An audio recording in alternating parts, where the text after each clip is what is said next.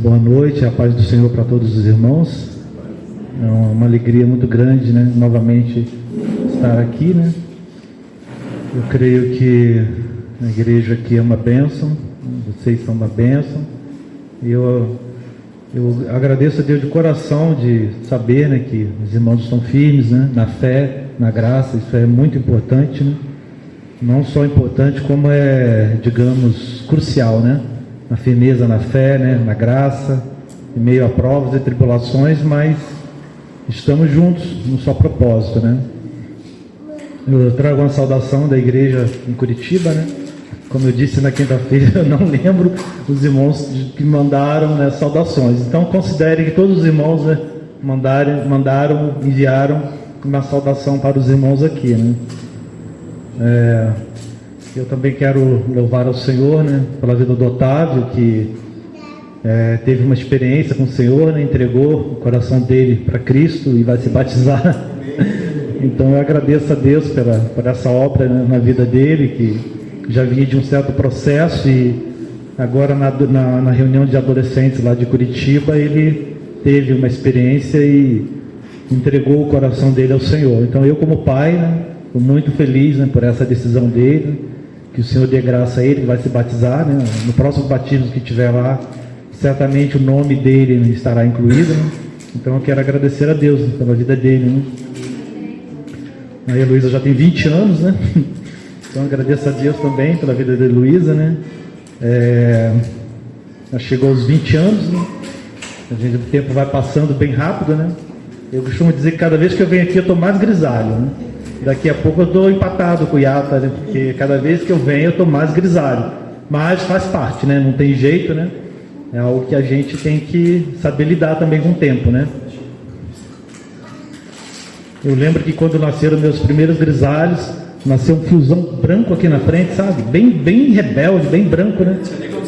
Aí eu pensei assim, nossa, mas que desaforo. Sabe o que eu fiz? Eu arranquei aquele fiozão branco de noite. No outro dia de manhã tinha um branco lá de novo. Aí eu entendi que renova, não tem jeito, né? Não tem como lutar, né, contra a natureza, né? Não tem jeito, né? Mas faz parte, né? Envelhecer também faz parte, mas eu também estou feliz, né, de ver uma nova geração nascendo aqui na igreja, né? A gente agora tem que se acostumar a ver bebês aqui na reunião, né? Então glória a Deus por isso, né? E saber que está vindo aí uma nova geração para o Senhor, né? E isso daí é um motivo de muita alegria, porque nesse tempo presente que dizem, né, que ter filhos é ofender o planeta, né? Então vamos ser gratos a Deus, né, por essas crianças, por esses bebês, e que venham mais, né? Que venham mais bebês, que também é um ministério que nós temos, né? De sermos pais, né, no Senhor. Em Curitiba agora nós concluímos recentemente o curso da história da igreja, e agora vamos começar outro curso, né? Nós vamos falar de algo que pelo menos nunca me ensinaram, né? Nós vamos falar do período intertestamentário, né? Nós vamos falar dos 430 anos que Deus ficou em silêncio, né? Que eu acredito assim que é algo que vai abençoar muito a vida dos jovens lá, né? Porque eu falo por mim, né? Yata, não sei se alguém já te ensinou sobre isso, né? Já teve algo específico sobre isso, né? Então, agora em Curitiba nós vamos começar, né, também esse novo trabalho com jovens lá, né? O trabalho já está todo pronto para começar, né? Então estejam orando também, né? Que vai ser algo assim que eu acredito que se os jovens receberem mesmo de coração aberto, eles vão ser muito abençoados, né? Porque aconteceu muita coisa nesse período que não está escrito nas escrituras, né? Mas são coisas assim bem importantes, né? Que vale a pena nós considerarmos, né? O Yata pediu para eu trazer algo, né? Eu assim pensei, né? Orei, né? Eu tenho meditado algumas coisas, né, nas escrituras, né? Eu vejo assim que eu tenho um determinado livro que muito tempo assim que eu não lia, né, nas escrituras, né? Mas eu creio assim que nesse tempo presente é um livro que está muito atual, né? Eu tenho se meditado alguma coisa no livro de Apocalipse. Eu tenho meditado algumas coisas assim de uns tempos para cá. E assim, eu estou descobrindo algumas coisas que até então eu não tinha visto, né? Trazendo agora para o tempo contemporâneo muitas coisas que eu não tinha assim percebido, e são coisas que estão acontecendo aos nossos olhos, né? Porque nós estamos vivendo um tempo muito, digamos, difícil, né? O tempo que nós estamos vivendo hoje, eu não sei se vocês repararam, né? Mas há uma oposição muito grande aos cristãos. Vocês têm reparado isso? Que está crescendo a oposição contra os cristãos, contra a palavra. Mas quando eu digo contra os cristãos, eu quero dizer aos verdadeiros cristãos, certo? Porque há cristãos por aí, entre aspas, né, que vão se conformando com as coisas, com as situações, né? Mas os vencedores, aqueles descritos lá em Apocalipse, eles vão passar por essas provações, e o Senhor tem uma bênção para cada um deles, das 7 igrejas do Apocalipse, certo? Então eu vejo que tem assim um movimento muito grande contra o cristianismo. Digo o cristianismo no sentido seu puro, os seguidores de Jesus Cristo, certo? Existe um cristianismo que nem sequer é de Cristo, né? Entre aspas, né? Mas existe o cristianismo que é algo assim, digamos, essencial, né? Que são os discípulos de Jesus Cristo, né? Nós somos cristãos, né? Então nós seguimos os ensinamentos de Jesus Cristo, nosso Senhor, nosso Mestre, nosso Salvador. Amém? Aquele que realmente tem cuidado de todos nós, tem aberto nossas mentes e os nossos corações para nós entendermos e descobrirmos a vontade dele pelas Escrituras. Quinta-feira eu disse que mais do que nunca nós temos que descobrir qual seja a boa, perfeita e agradável vontade de Deus, né? Nós citamos isso, dá a impressão que é tão fácil entender a vontade de Deus, né? Eu vou ler as Escrituras, vou descobrir a vontade de Deus para a minha vida. Mas sabemos que não é tão simples assim, né? Que a vontade de Deus, ela exige muito de nós, exige sacrifícios, né? Exige buscar o Senhor, né? Para descobrir o que Ele tem para nós, os propósitos de Deus. Eu gostaria de ler com os irmãos no livro de Apocalipse. Para nós Apocalipse, né? Mas em inglês é revelação, né? O nome correto mesmo é revelação, né? Mas transliteraram do grego para o português a palavra Apocalipse, né? Mas vocês repararam que começa assim, olha, revelação de Jesus Cristo, né? Então o livro de Apocalipse nada mais é do que a revelação de Jesus Cristo. Mas vamos ler o primeiro versículo do primeiro capítulo.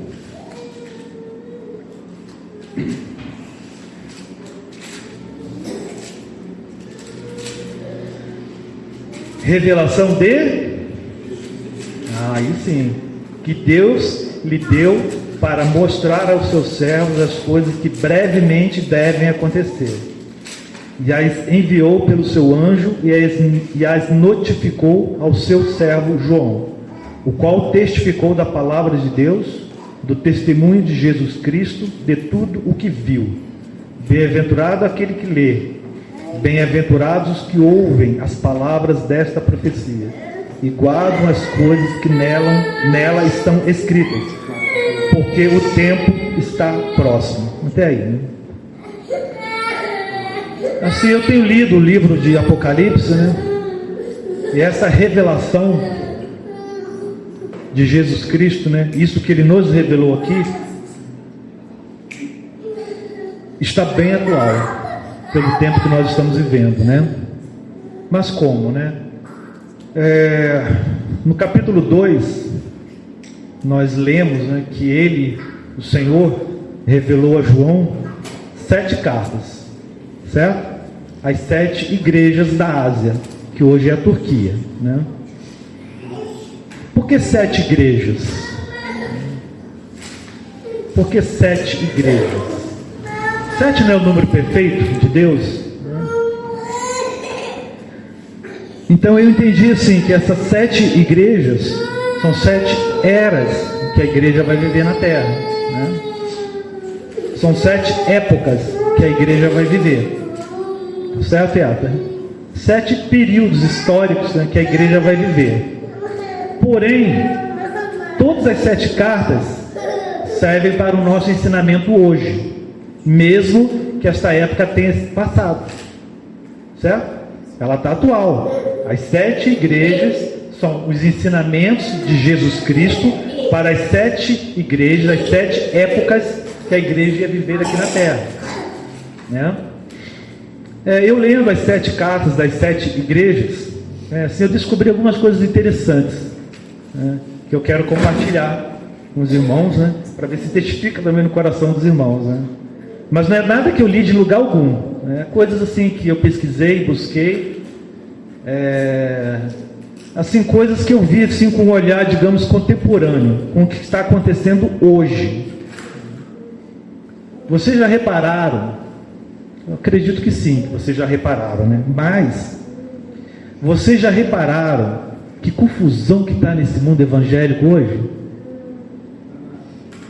Vocês já pararam para pensar? Já parou, Gabi? Que confusão que está neste mundo dito evangélico. Nós estamos vendo, ouvindo coisas que nunca que a gente podia imaginar que aconteceriam, né? Nós estamos vendo tanta bizarrice, não é verdade? Tantas assim, falsos apóstolos, falsos profetas, falsos mestres, falsas doutrinas. Está certo isso? Nós estamos vivendo uma época assim que eu confesso, sabe, Ada, que eu nunca imaginaria que nós viríamos. Tanta confusão neste mundo evangélico, né? Aí eu pensando assim, eu me coloquei assim, falei assim, que tanta coisa assim, né? Mas já está escrito isso. Já está escrito que essas coisas aconteceriam, né? Mas é para nós estarmos atentos, que a Bíblia diz que, se possível fora, esses falsos profetas enganariam até os escolhidos, né? E como eles têm enganado as pessoas sobre todo este mundo dito evangélico, né? Nós estamos vivendo uma época que falsos líderes, falsos profetas, falsos mestres têm trazido palavras falsas e ensinamentos falsos, né? E as pessoas estão abraçando, né? Porque as pessoas vão se satisfazer ouvindo o que elas desejam ouvir, né? Mas nós temos como base da nossa fé as sãs palavras de nosso Senhor Jesus Cristo, certo? Isso é que vai manter a nossa mente sã, o nosso espírito vivo, avivado, são as verdadeiras palavras de Jesus Cristo. Isso tem que estar no nosso coração, selado no nosso coração, certo? As verdadeiras palavras do Senhor, né? Eu quero falar só apenas, eu não vou citar todas as igrejas, tá? Mas eu creio que algumas coisas aqui nós podemos citar, que eu creio que o nosso entendimento vai se abrir sobre isso. Por exemplo, vamos com a primeira carta, né? Eu não vou demorar, não se preocupem, né? Vamos à primeira carta, né? Carta à igreja de Éfeso, né? Certo? Carta à igreja de Éfeso. Quando João escreveu as cartas, né? Nós entendemos, as pessoas que estudaram mais do que nós, né, Yata? Elas entenderam pelas escrituras que talvez não, podemos afirmar que essa igreja de Éfeso era a igreja ainda apostólica, era a igreja ainda bem assim no início da fé cristã, né? Uma igreja que estava começando a igreja, e nós temos uma palavra para essa igreja que estava praticamente, digamos, primitiva, né? Ela estava começando, certo? Era uma igreja assim, o cristianismo começava a florescer nesse mundo romano, e a igreja de Éfeso representa essas primeiras décadas da igreja. Então tudo era novo naquela época, né? Mas tem certos ensinos ali, certas demonstrações que eu me surpreendi aqui em Éfeso. Por quê? Vamos ler? João Lucas, por favor, você pode ler, são 7 versículos, você pode ler todos eles, por favor. 2:1, né? Isso. Escreve ao anjo da igreja de Éfeso: isto diz aquele que tem na sua destra as 7 estrelas, que anda no meio dos 7 castiçais do ouro. Conheço as tuas obras, o teu trabalho e a tua paciência, que não pode sofrer os maus. E puseste à prova os que dizem ser apóstolos e não são, e tu os achaste mentirosos. E sofreste e tens paciência, e trabalhaste pelo meu nome, e não te cansaste. Tenho, porém, contra ti que deixaste o teu primeiro amor. Lembra-te, pois, de onde caíste, e arrepende-te, e pratica as primeiras obras. Quando não, brevemente a ti virei, e tirarei do seu lugar o teu castiçal, se não te arrependeres. Tens, porém, isto, que odeias as obras dos nicolaítas, as quais eu também odeio. Quem tem ouvidos, ouça o que o Espírito diz às igrejas. Ao que vencer, dar-lhe-ei a comer da árvore da vida, que está no meio do paraíso de Deus. Amém. Agora vamos assim raciocinar juntos, né? Digamos assim. A igreja aqui estava começando, certo? Mas vocês repararam em algo aqui interessante no versículo 2? Que não pode suportar os maus. Ou seja, a igreja estava começando, mas os maus já estavam ali. Já tinha os maus, estavam ali. No meio do povo de Deus já existiam os maus. Mas parem para pensar comigo. Mas a igreja estava começando e já tinha maus, né? E não são maus, preste atenção. E que puseste à prova os que se dizem apóstolos e não o são, e os achaste mentirosos. Vamos pensar bem, né? Nessa época aí, só João dos 12 apóstolos estava vivo, certo? Certo, Iago? Os outros apóstolos já tinham morrido, né? Mas o ministério apostólico não acabou. Não acabou o ministério apostólico, né? Então, nesta época, conforme os primeiros apóstolos foram morrendo, surgiram o quê? Pessoas que se diziam apóstolos.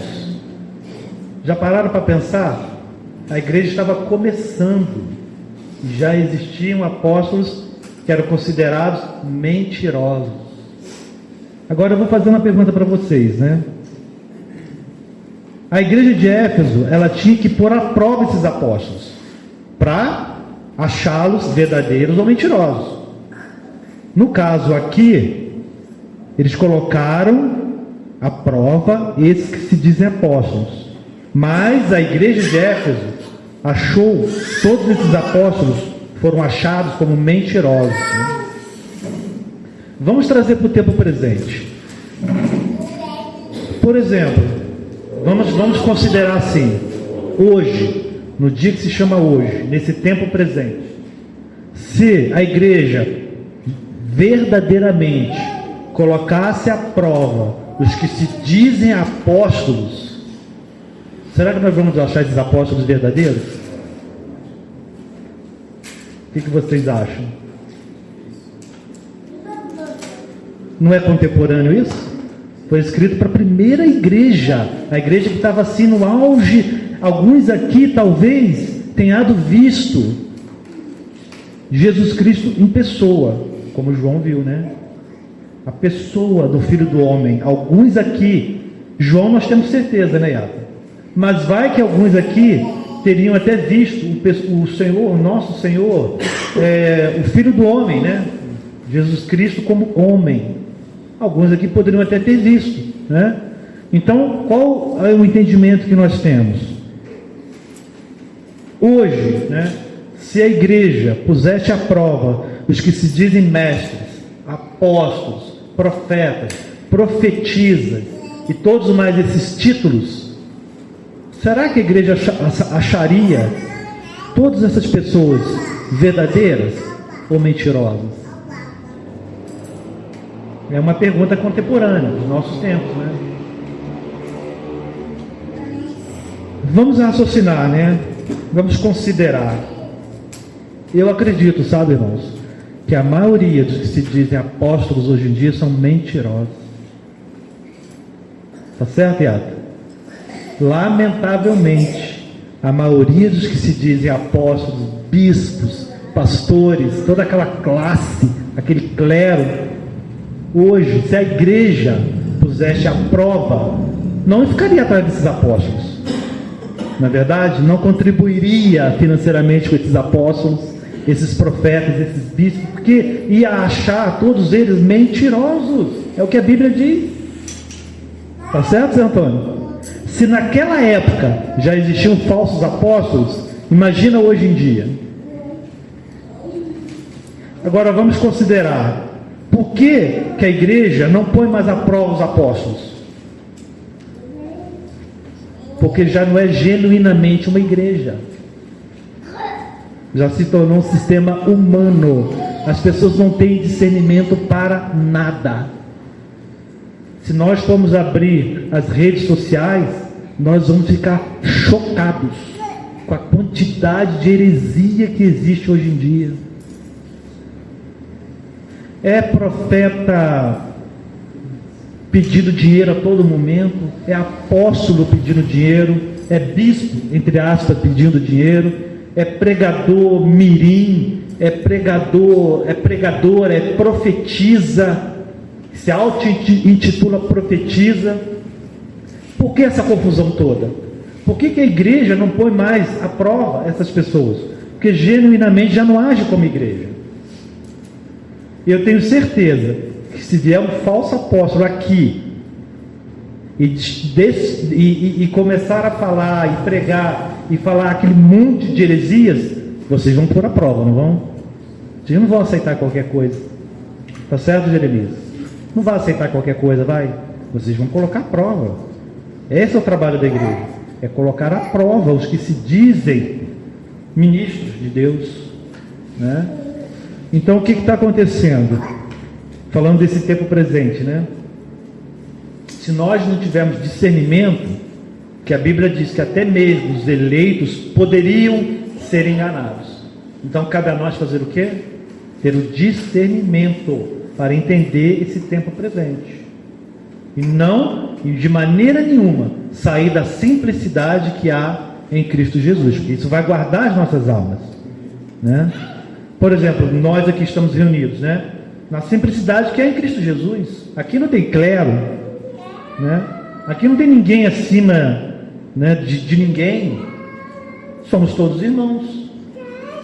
Então, por que eu estou dizendo essa palavra? Porque nesses últimos dias eu tenho visto como tem se multiplicado heresias entre o chamado povo de Deus. Não é verdade, Adriano? É de todos os tipos e maneiras, né? Irmãos, hoje está uma loucura por dinheiro. Claro, só para você estar contando, aconteceu essa semana lá no trabalho, assim, estava um assunto lá de igreja, né? E aí um rapaz se levantou que ele é homossexual e ele serve como ministro de louvor dessa igreja, cristã, né? Uma igreja conhecida, a antiga Lagoinha. E aí ele falou que lá existe um culto chamado culto boss. Só vão os ricos. E quem é pobre não pode ir. E eles levam cada vez mais palestrantes falando sobre isso. É exatamente isso que está falando. Mais uma heresia, né? Então o que acontece? Eu não sei se vocês certamente vocês têm percebido isso, né? Vocês perceberam que hoje está uma loucura por dinheiro? Uma loucura, hoje em dia. Tá, sabe, esses ditos apóstolos, profetas e bispos, eles estão fazendo qualquer coisa por dinheiro. Qualquer coisa, José Antônio. Eles vendem profecia, eles vendem palavra, eles vendem amuletos, vendem vários tipos de utensílios, né? Vendem profecias, tudo por dinheiro. Então, assim, eu confesso, sabe, que eu nunca podia imaginar que esse tempo presente estaria assim, sabe? Eu nunca poderia imaginar. Então, quer dizer, falta pôr à prova essas pessoas. Mas não põe à prova porque genuinamente já nem mais é igreja. É um ajuntamento de pessoas que não têm discernimento nenhum, que seguem cegamente seus líderes cegos. Um cego pode guiar outro cego? Então é esse nível que nós estamos vivendo, né? Então essa aqui é a carta da igreja de Éfeso, que estava assim, ainda estava tudo fresco, estava tudo assim palpável, estava tudo assim acontecendo de forma tudo assim fresco entre eles, né? Eu acredito que se nós vivêssemos essa época, nós ficaríamos assim extasiados, que era tudo novo, né? Tudo assim acontecendo de novidade, de vida, de igreja, né?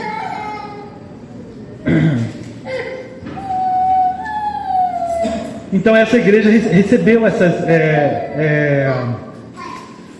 esse elogio do Senhor, né? Que ela colocava à prova aqueles que eram falsos, né? E os achou todos eles mentirosos, né? Tem outras coisas aqui, mas não vamos entrar, né?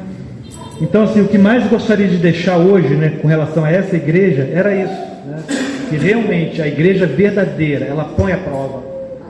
Ela não aceita qualquer coisa, ela não recebe qualquer coisa, ela põe à prova, né? Nós também temos que colocar à prova. Temos que exercitar o discernimento que Deus nos deu, né? O texto de Atos 20, de Paulo avisa, né, a cidade de Éfeso, que vai acontecer aqui, prevendo isso aqui. Eles também têm as características dessas pessoas que são os falsos. Eles vão atrás assim, tipo assim, interessante, né? Esse Atos 20, 2 versículos.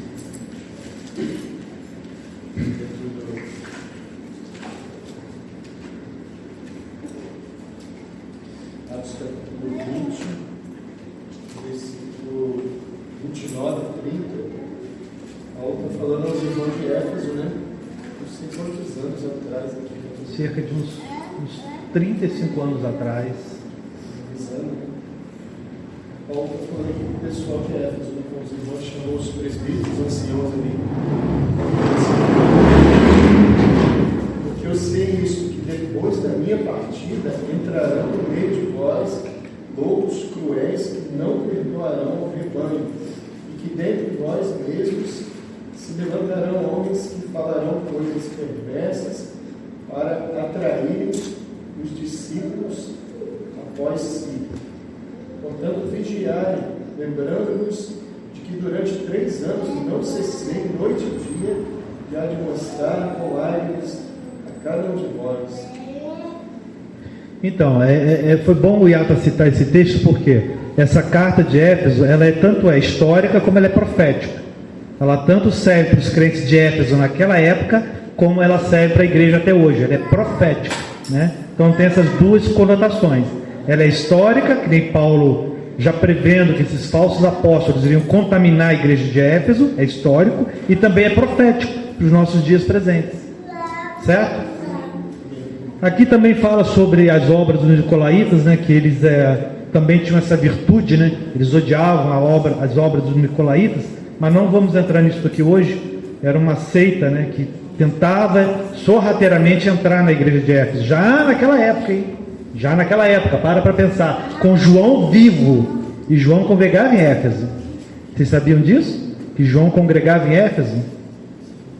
O último dos apóstolos congregava em Éfeso. E mesmo assim, essa gente tentou entrar na igreja. Mesmo um apóstolo vivo, que eu acredito que a presença dele, todo mundo deveria se prender na presença de João. Não pelo homem João, mas por saber da história dele, que ele andou com Jesus. Inclusive, a história diz que João já estava bem idoso, ele não conseguia mais pregar, e dizem que levavam ele numa cadeira, ele já bem idoso, perto dos 100 anos, e ele se limitava a dizer assim para a igreja de Éfeso, né? Filhinhos, amai-vos uns aos outros, só isso. Só que quando ele falava isso, vocês imaginam, né? O Espírito Santo vinha de tal maneira que aquela igreja ficava, sabe? Porque você estava diante do último apóstolo vivo de Jesus Cristo. Pare para pensar, né? Então, mesmo João estando vivo nessa época, essas pessoas tentavam contaminar a igreja. Imagina hoje em dia, se com João vivo essa gente entrou na igreja de Éfeso, imagina hoje em dia, né? Vamos aqui para Esmirna rapidamente, né? Jeremias, você pode ler, por gentileza? São 4 versículos, do 8 ao 11.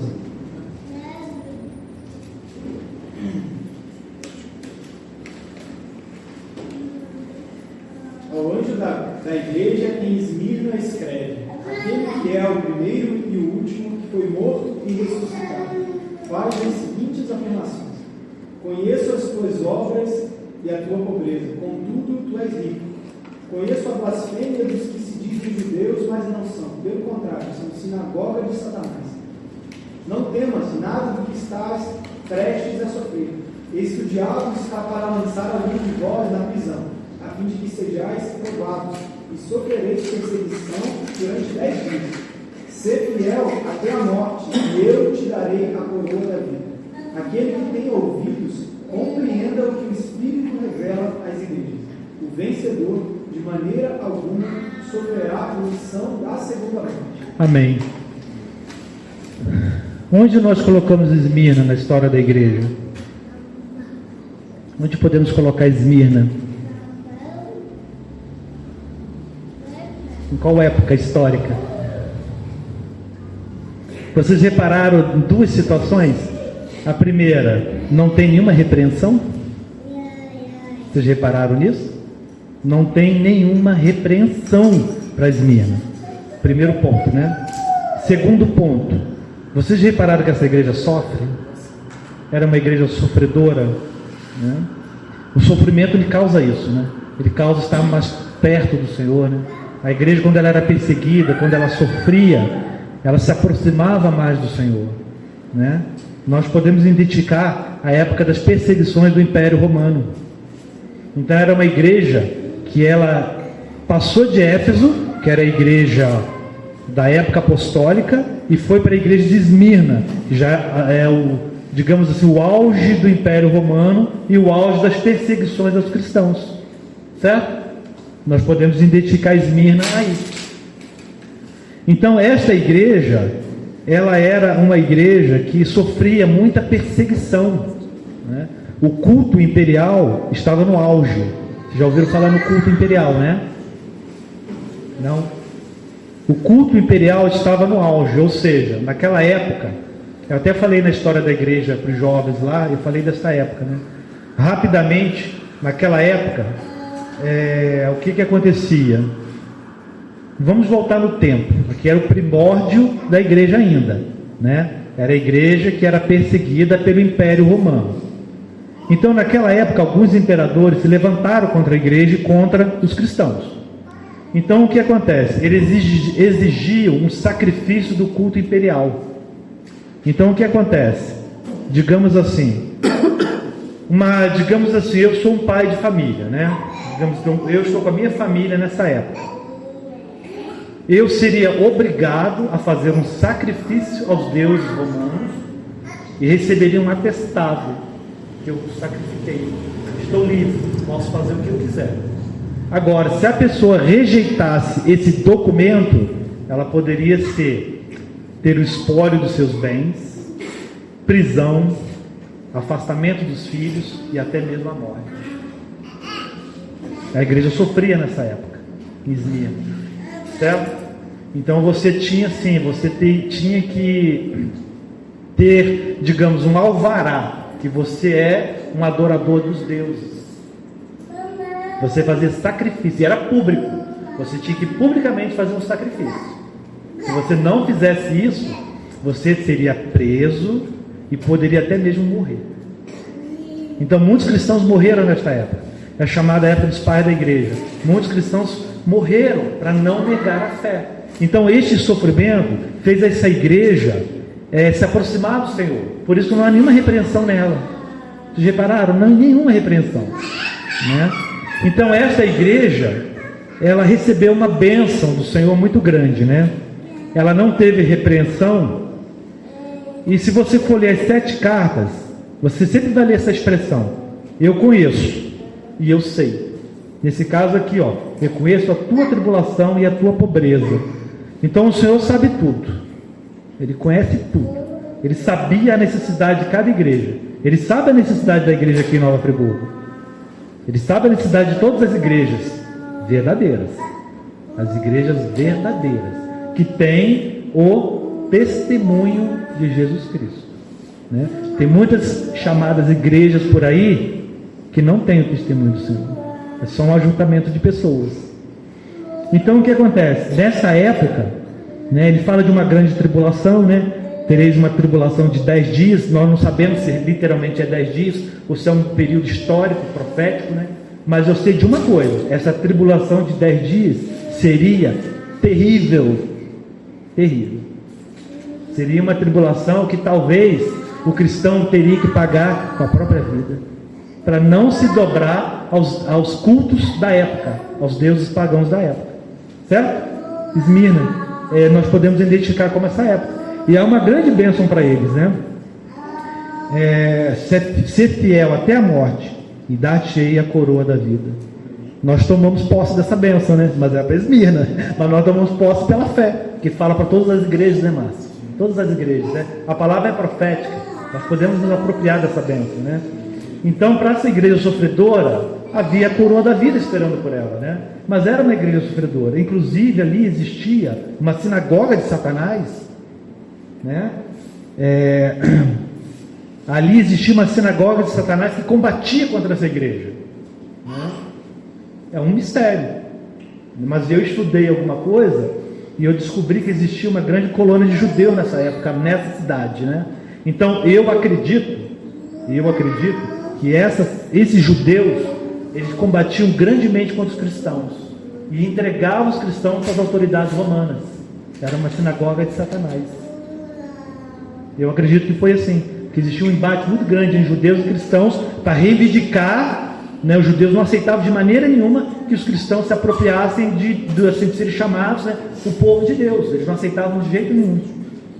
Então eu acredito que esses judeus combatiam contra a igreja. Além dessa igreja sofrer perseguição romana, ela também sofria perseguição de falsos judeus, né, que seria aqui a sinagoga de Satanás. Tá certo isso? Nós aqui entendemos isso, né? Para não ganhar tempo, vamos estudar alguma coisinha de Pérgamo também? Dá tempo? Dá, né? Pérgamo vale a pena ler todos os versículos. Por gentileza, Márcio, você pode ler para nós, por favor, irmão? Do 12 ao 17.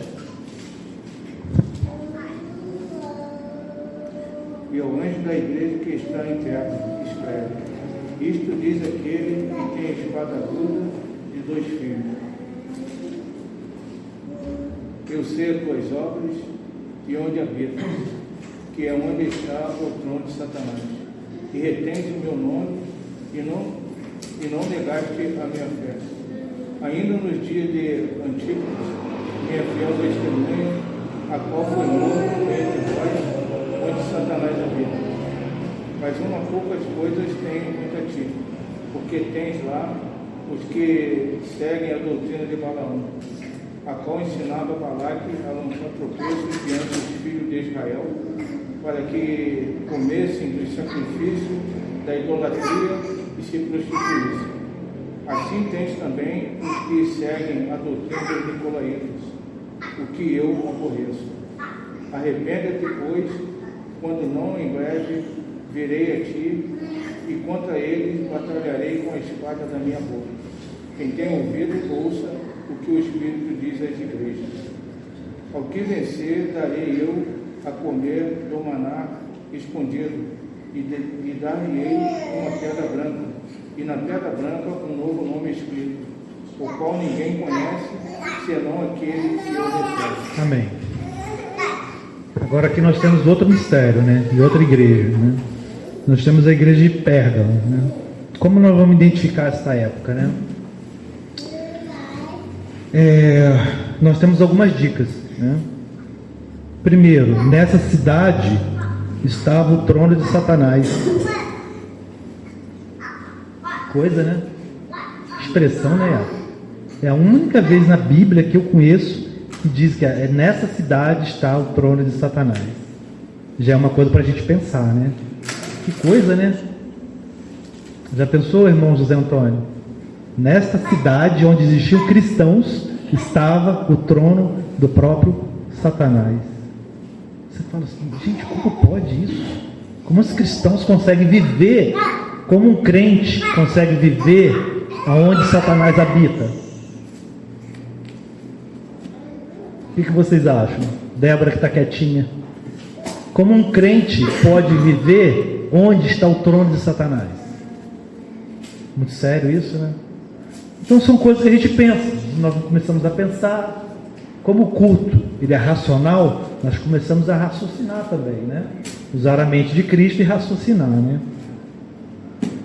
Embora ali, nessa igreja de Pérgamo, existia o trono de Satanás, esta igreja, ela não negou o nome do Senhor. Para pensar, no meio talvez das maiores provações que um crente pode viver, ele não negou o nome do Senhor. Essa igreja não negou, né?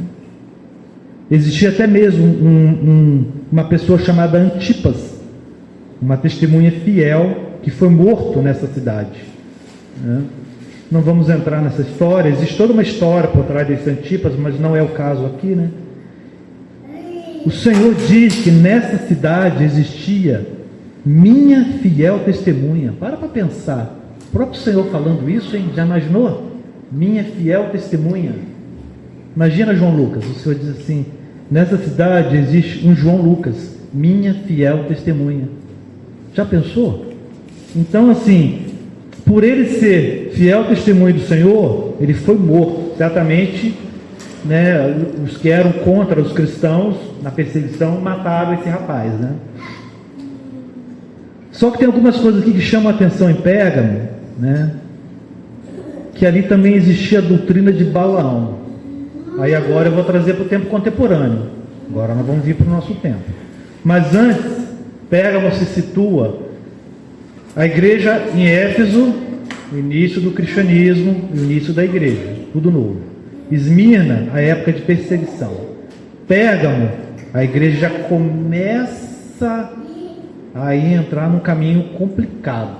Enquanto Esmirna era ela louvada, que ela estava em meio à tribulação, Pérgamo, ela já começa assim a ser repreendida por várias situações, embora ela não negou o nome do Senhor, mas ela começa a se desviar do propósito da igreja, né? Então nós temos essa época aí associada, ainda naquela época, na antiguidade, mas associada ao surgimento do chamado catolicismo. A igreja vai deixar de ser igreja como ela era, né, nas suas cidades, corretamente, com o testemunho do Senhor, na fé, na graça e na simplicidade. Em Pérgamo, ela vai começar a surgir um sistema religioso, que viria mais tarde a se tornar isso que nós vemos hoje aqui, catolicismo. Em Pérgamo começa, né? Mas repararam numa coisa aqui, que lá em Pérgamo, embora Pérgamo não negou a fé, tinham alguns que seguiam a doutrina de Balaão. Todos já sabem quem foi Balaão? Estão lembrados de quem foi Balaão? Eu não vou entrar lá não, tá? Mas depois, se vocês quiserem números de 22 a 24, tem a história de Balaão lá. Mas vamos assim entender alguma coisa aqui, né? A doutrina de Balaão, doutrina é ensino, né? Digamos assim, o ensino de Balaão. Aí eu pensei assim, mas ensino de Balaão? Aí eu fui lá na história de Balaão, nós descobrimos uma coisa assim interessante. Balaão foi um profeta contratado por um rei gentil, né, chamado Balaque, foi contratado para lançar encantamentos contra Israel. Ele era uma espécie de profeta, mas contrataram esse rei contratou: olha, é o seguinte, eu vou te dar tanto, que eu acredito que não era pouco dinheiro, eu vou te dar, porque de início ele se recusou a profetizar, eu vou te dar tanto se você amaldiçoar Israel. Só que o tiro saiu pela culatra, porque conforme ele tentava amaldiçoar Israel, ele não conseguia, Deus não permitia. Aí ele proferia bênção, né, Iago? Aí o rei Balaque ficava assim: mas eu estou te contratando para você amaldiçoar e você abençoa. Aí ele dizia: mas eu não consigo, o Senhor está me falando, Israel é amada pelo Senhor, Israel é o fruto do Senhor. Ele não conseguia amaldiçoar, mas ele foi contratado para amaldiçoar. Ele prestou seu serviço profético por dinheiro. E o que está acontecendo hoje em dia? Vocês já repararam hoje em dia? Como é que está? Hoje em dia, se contrata profetas. Você paga e você tem uma profecia. Né? Eles oferecem profecia pelas redes sociais. Pela internet eles entregam uma profecia. Lá em Curitiba agora surgiu um que ele se apresenta na TV e ele diz assim: eu sou profeta. Aí se você mandar o WhatsApp com o seu nome e sua data de nascimento, ele entrega a profecia. Mas eu entendi porque que ele pede o nascimento e a data, o nome. Ele vai na rede social da pessoa. Lá ele descobre a vida da pessoa. Aí lança as profecias forjadas. Ele tem uma equipe que está ali no computador, já vai passando para ele, é tudo ao vivo, né? Ele tem um ponto, já vai passando para ele, ó, essa pessoa mora em tal cidade, essa pessoa é assim, assim, assado. Profecias mentirosas. E isso é só um exemplo do que está acontecendo. Vocês mesmos devem ter visto por aí, né? Se abrir as redes sociais, nós ficamos chocados, né? Então o que acontece? Eu entendi o que significa essa doutrina de Balaão. Eu entendi. São aqueles que são os profetas de hoje, ou qualquer um que faz um serviço religioso vendido por dinheiro. Abra, por favor, Adriel, Miqueias, capítulo 3, versículo 11. Espero os irmãos acharem que é importante. Miqueias 3, versículo 11. Que é importante todos nós lermos juntos.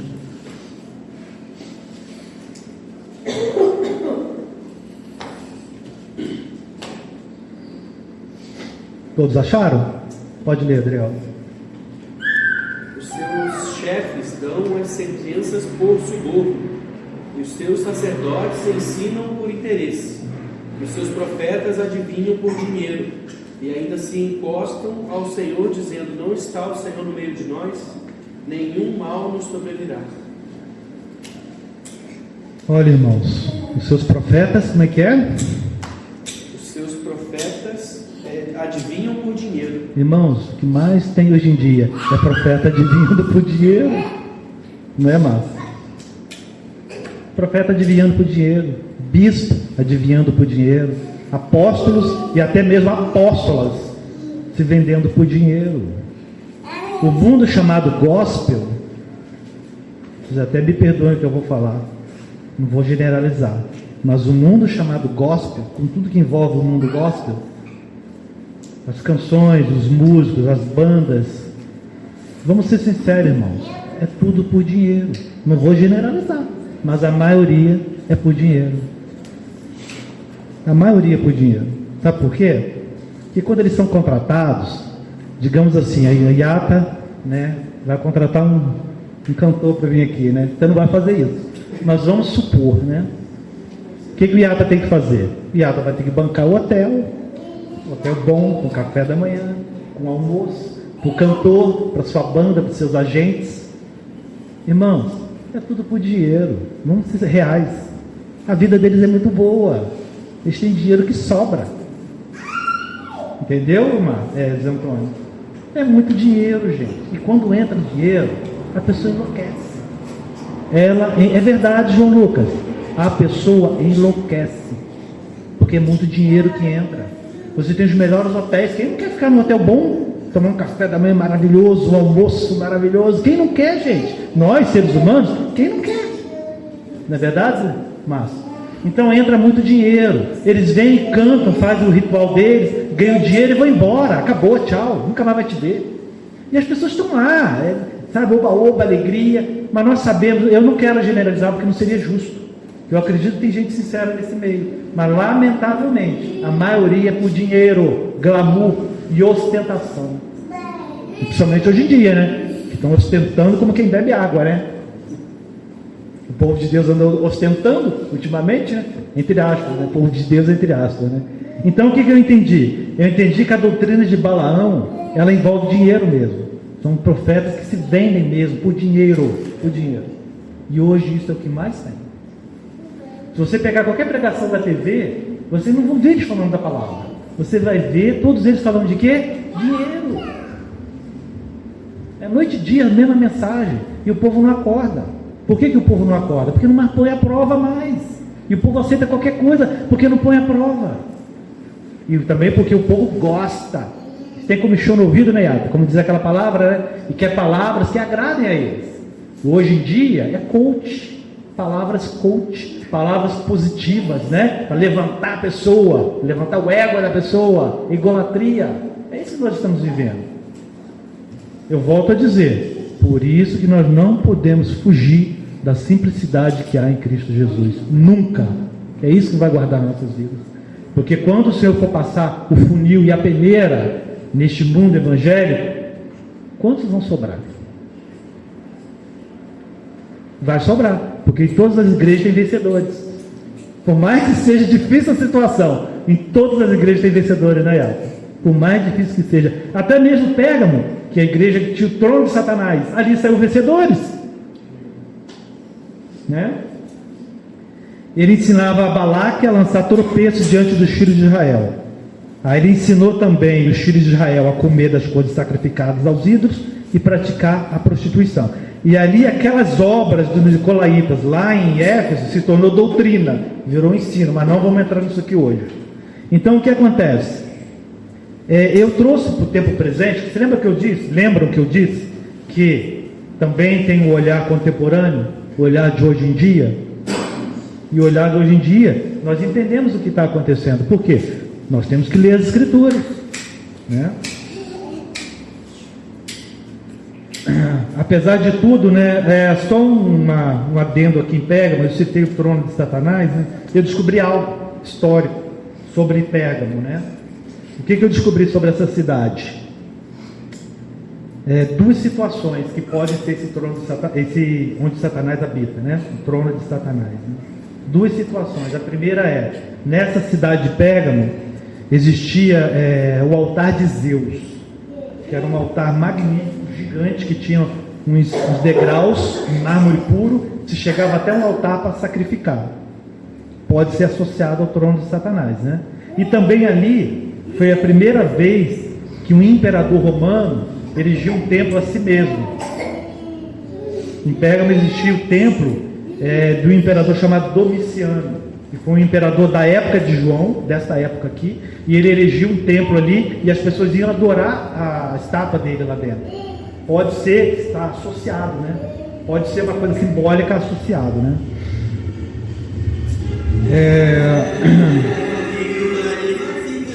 Então nós vimos aqui, né, o que é essa doutrina de Balaão, certo? Temos visto essa doutrina hoje em dia?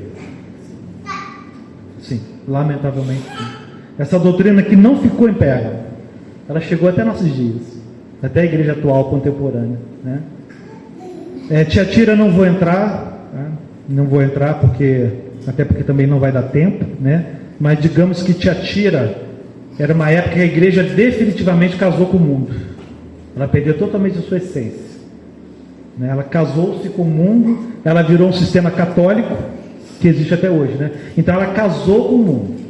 Pérgamo, ela deu os primeiros passos. Em Tiatira ela escancara. Inclusive até tem uma profetisa lá. Nessa cidade de Tiatira existia uma profetisa, ou uma mulher que se dizia profetisa.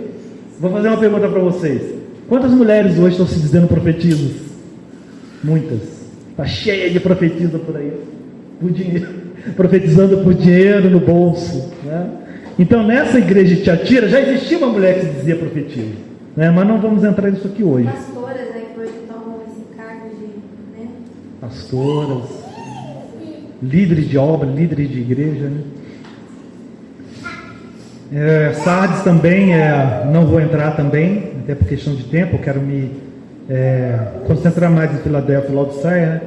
Mas Sardes, digamos assim, como nós podemos classificar Sardes? Sardes foram aqueles que viram os erros de Tiatira, e dizem, olha, isso aí não serve para nós, isso aí está errado. E começou a procurar uma restauração, porém, também cometeu alguns erros, né? O Senhor repreende a igreja de Sardes, né? Porque leia só o primeiro versículo, por favor, Adriel, só o primeiro versículo. Sardes. Sardes. E ao anjo da igreja que está em Sardes escreve: Isto diz o que tem os 7 Espíritos de Deus e as 7 estrelas. Conheço as tuas obras, que tens nomes de que vives e estás morto. Entendeu? Então Sardes dizia que via alguma coisa. Não, Tiatira está errado, nós vamos fazer uma reforma na igreja. Nós vamos fazer uma reforma para trazer a igreja à época dos apóstolos, né? Podemos identificar como o quê? Vocês lembram da reforma protestante? Ela parecia que estava viva, né? Ela parecia ser algo assim de Deus, para valer. E de fato alguns elementos foram, né? Mas ela achava que ela tinha restaurado. Mas a Bíblia diz assim: você pensa que você vive, mas você está morto. Ainda faltava muita coisa para o que Deus queria fazer ainda, né? Mas não vamos nos deter nisso hoje, né? Nós vamos à igreja de Filadélfia, né? A igreja que o nome Filadélfia significa amor fraternal, né? Que nós entendemos, né? Que seria, assim, digamos, um modelo de igreja, né? Para nós vivermos, né? Ela não tem nenhuma repreensão, ela foi louvada pelo Senhor, né? Ela guardou a palavra do Senhor, né? Vamos ler só rapidamente ali os versículos 8 ao 11. Iata, pode ler, por favor? Eu sei as tuas obras, eis que diante de ti pus uma porta aberta, e ninguém a pode fechar. Tendo pouca força, guardaste a minha palavra, e não negaste o meu nome. Eis que eu farei aos da sinagoga de Satanás, aos que se dizem judeus e não são, mas mentem, eis que eu farei que venham e adorem prostrados a teus pés, e saibam que eu te amo. Como guardaste a palavra da minha paciência, também eu te guardarei da hora da tentação que há de vir sobre todo o mundo, para tentar os que habitam na terra. Eis que venho sem demora, guarda o que tens, para que ninguém tome a tua coroa. Amém.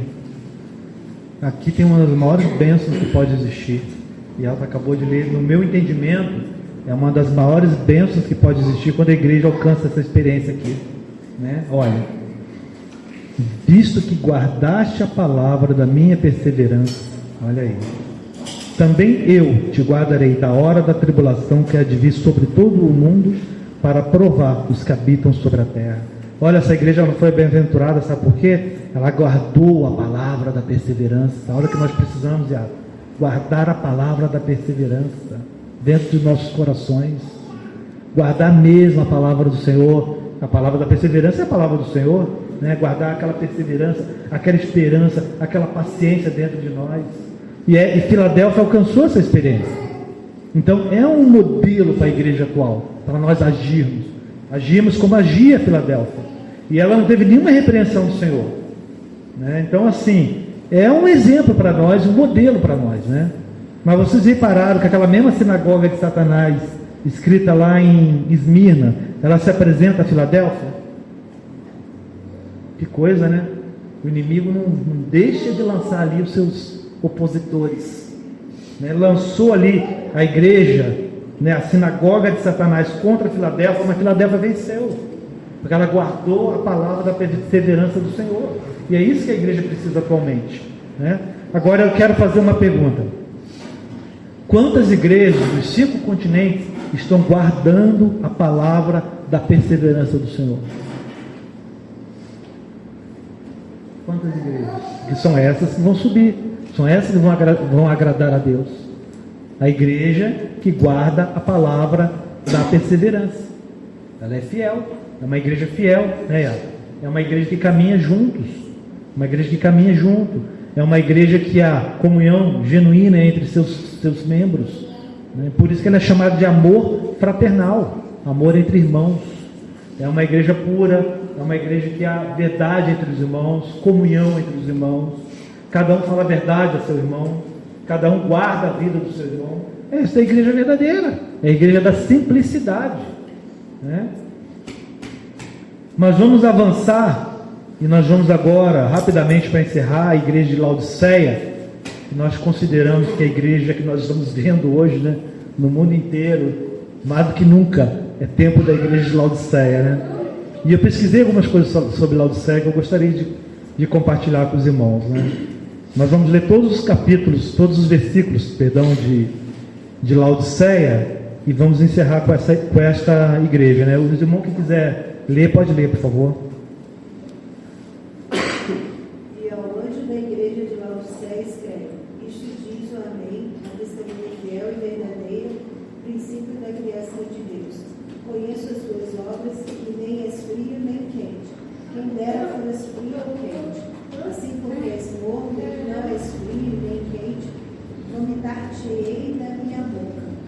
Como dizes, rico sou e estou enriquecido, e de nada tenho falta, e não sabes que és um desgraçado, miserável, e pobre, e cego, e nu. Aconselho-te que de mim faças ouro provado no fogo para que te enriqueças, e roupas para que te vistas, e não apareça a vergonha da tua nudez, e que unjas os teus olhos com colírio para que vejas.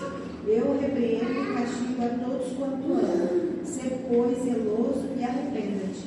Eis que estou à porta e bato. Se alguém ouvir a minha voz e abrir a porta, entrarei até ele, ou ele cearei, e ele comigo. Ao que vencer, lhe concederei que se assente comigo no meu trono, assim como eu venci e me assentei com meu Pai no seu trono. Quem tem ouvidos, ouça o que o Espírito diz às igrejas. Amém. Obrigado, Beth. Vamos aqui entender a história e vamos entender o tempo contemporâneo, tá? O que chama atenção na igreja de Laodiceia?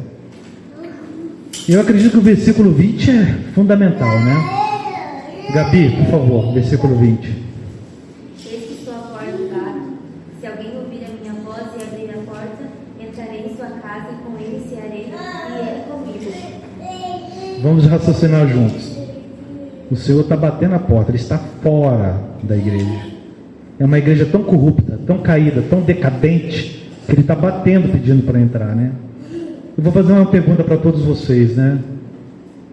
Que época decadente que nós estamos vivendo? Sim ou não? Que época decadente, igrejas decadentes, né? Igrejas falsas, igrejas sem nenhum testemunho. Então nós estamos vivendo a época de Laodiceia, totalmente decadente. Laodiceia é uma igreja decadente, embora ela tenha seus vencedores.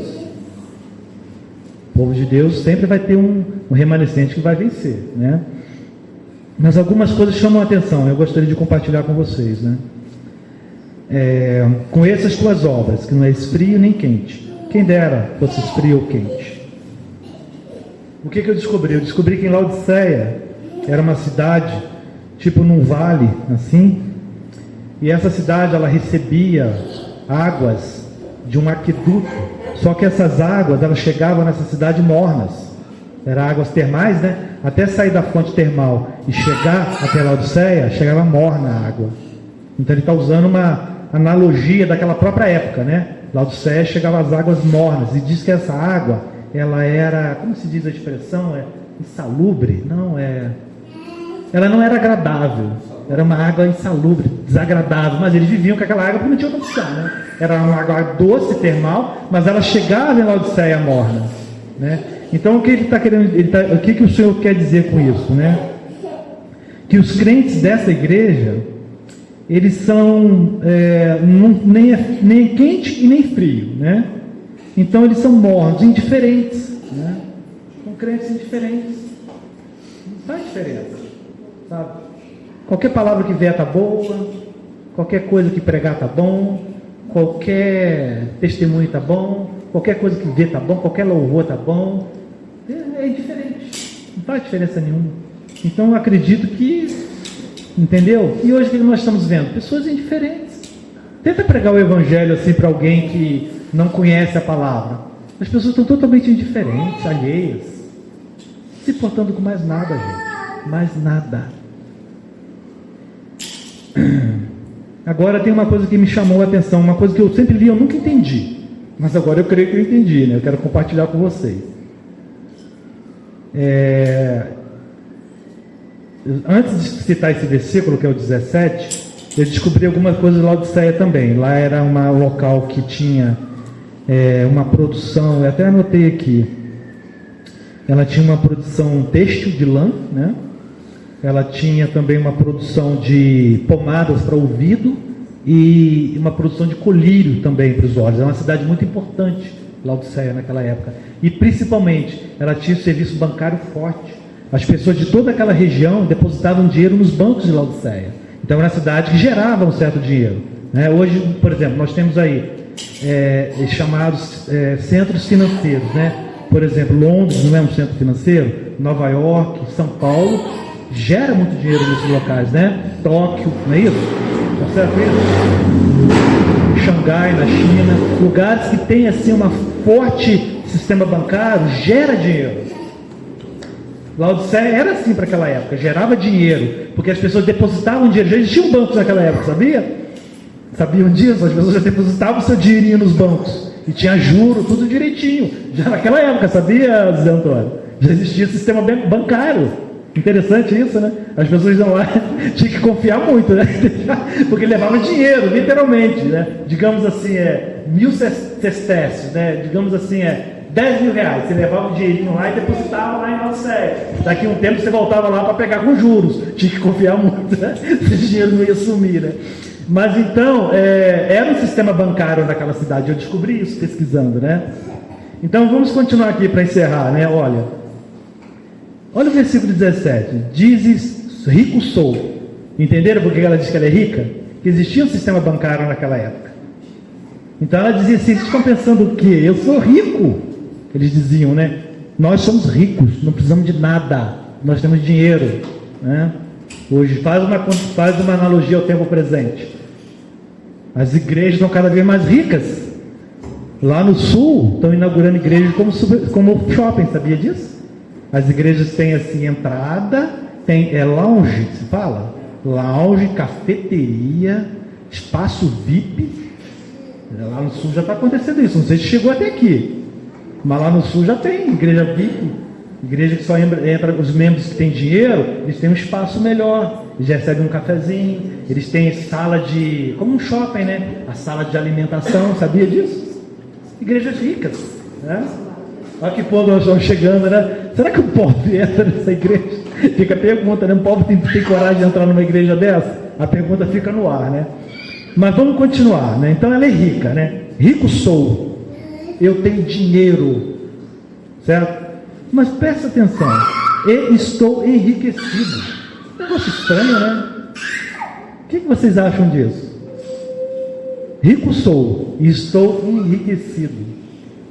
Eu entendi o que significa isso, quero compartilhar com vocês, para ver se vocês vão ver da mesma forma que eu vejo, Não basta ser rico, tem que mostrar que é rico. Rico sou, mas eu quero mostrar, eu estou. E nós estamos vivendo na época do quê? Ostentação. Ostentação é o que mais tem hoje em dia. Crentes ostentando. Não é verdade? Balneário Camboriú, veleiros, iates, praias, Dubai. Esses dias eu vi uma coisa que eu fiquei com vergonha de ver, fiquei com vergonha alheia. Eu vi uma conferência de pastoras, 5 ditas pastoras famosas, estavam dentro de uma ofurô, se chama? Dentro de uma ofurô, num hotel riquíssimo, meditando na palavra. Ostentação, esfregando na cara dos pobres, de quem dá dízimo para elas, dá oferta para elas. E elas abriam assim, vamos meditar no quê? Uma naturalidade. Eu fiquei com vergonha. Se eu fosse membro dessa igreja, eu saía na mesma hora, de tanta vergonha. Por quê? Porque eles estão ostentando, entendeu, Zé Antônio? Não basta ser rico, você tem que escancarar que você é rico. As pessoas têm que ver que você é rico. É a época que nós estamos vivendo. Eu nunca entendi esse texto, sabe, Ada? Mas eu entendo nos olhos contemporâneos que não basta ser rico, tem que mostrar que é rico. Olha esses pastores cult, o que eles estão fazendo. Esses dias eu vi um que apresentou assim, ele se apresentava, ele dizia assim, vem irmãos, vem ver a minha casinha. Quando ele mostrou assim a mansão, era de cair o queixo. Por quê? Porque as pessoas ofertam, as pessoas dão dízimos, e eles vivem regaladamente, e não se importam com os pobres, não estão nem aí. Não é, Débora? Não estão nem aí, que eles querem ostentar, João Lucas. E é essa que nós estamos vivendo essa época. Você já viu crente ostentando? Todos já viram? Todos já viram? Eles estão ostentando. Não basta dizer que é rico mais, né, Antônio? Agora, eu acredito que quando tem um rico na igreja, é para ajudar o pobre, é para ajudar o mais necessitado, né? Claro, ele não é obrigado a ajudar, ele ajuda se ele quiser, mas eu acredito que Deus permite ricos na igreja para ajudar os mais pobres. Esse é o rico abençoado. Agora, um rico que ostenta, né, Jeremias? Mas vamos ver o que a Bíblia diz dessas pessoas. Vamos continuar. Entenderam isso? Rico sou, mas eu preciso ostentar que eu sou rico. Não é certo? O que você acha? Já tinha visto dessa forma? Eu comecei a olhar com os olhos de hoje, eu vi isso daí, né, de Laodiceia. Que Laodiceia é a igreja de hoje, é a igreja atual. Nossos olhos veem aí, né? E nada tem falta, eles têm tudo, né? Mas olha só, mas não sabes que és um coitado, miserável, pobre, cego e nu. É o que Deus está falando, né? Agora, vocês repararam numa coisa? Esmirna, que sofria, o que ela dizia? Esmirna dizia o quê? Leia o versículo 9, por favor, João Lucas. Conheço as tuas obras e tribulação e pobreza, mas tu és rico. Até aí, olha aí, viram a diferença? Esmirna, que era uma igreja que sofria, que padecia, ela tinha tudo, o próprio Senhor. Olha que diferença. Já pararam para pensar? Ela tinha tudo, mas ela dizia que ela não tinha nada, que ela era pobre. Mas o Senhor, que conhece tudo, Ele disse assim: eu conheço a tua pobreza, mas tu és rico. Olha aí, irmãos, rico em Cristo Jesus, rico da palavra, da graça, no testemunho, na fé. Esmirna sofria e era rica. Laodiceia, que era rica, era pobre e miserável aos olhos de Deus. Olha o tempo que nós estamos vivendo. Você já pensou que a gente chegaria num tempo que nós veríamos igreja com lounge? Eu estou tentando pronunciar corretamente, né? Absurdo, absurdo. E nós vamos ver coisas piores. Então nós vemos aqui, Esmirna sofria e dizia que era pobre, mas era rico no Senhor. Laodiceia dizia que era rico, mas era pobre no Senhor. Mas ele continua. Olha só. Aconselho-te que de mim compres ouro refinado no fogo, para que te enriqueças. Ou seja, você lembra que eu falei do sistema bancário? Era uma igreja que achava que ela tinha dinheiro, né? Mas o Senhor disse: não, você é pobre. Eu te aconselho que você compre ouro comigo, refinado no fogo, para que te enriqueças.